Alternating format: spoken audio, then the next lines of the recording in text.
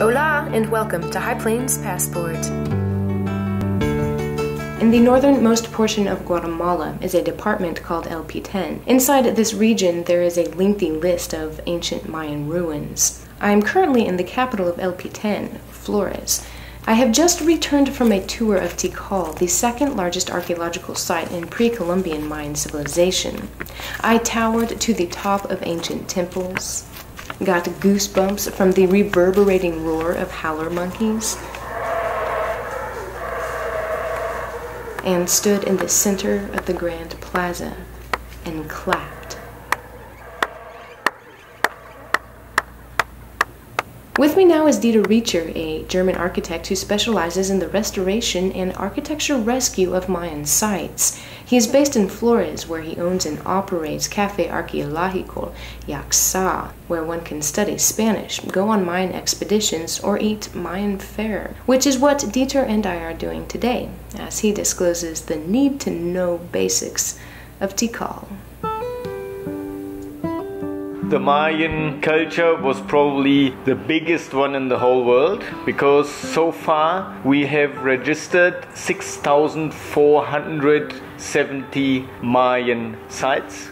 The city of Tikal, which encompasses over 3,000 structures, is dispersed over a lavish 6 square miles, and the surrounding Tikal National Park is a bewildering 220 square mile spread.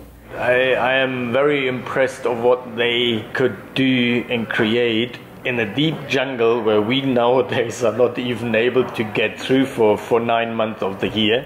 The Mayans flourished in an environment so far removed from our modern comforts, and they created these enormous structures bigger than the Romans and the Egyptians and the Aztecs. The Mayans always founded a quarry near to the construction.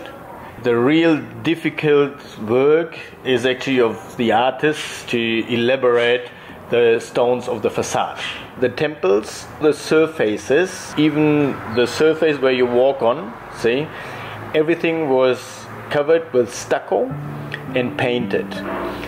The Mayans treasured the use of color, but they also loved the dark, particularly the night sky. The Mayans, you see, solemnized the stars and the seasonal solstices.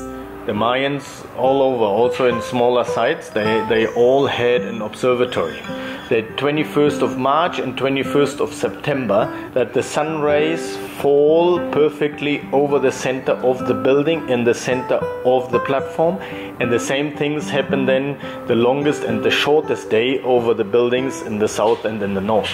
And you have to imagine they constructed this here already long before Christ. Imagine what knowledge and how many hundreds of years they were probably already observing and analyzing everything what was going on in the universe. The Mayans were deeply devoted to this land, but one day they disappeared. Okay, the end is really still a total enigma.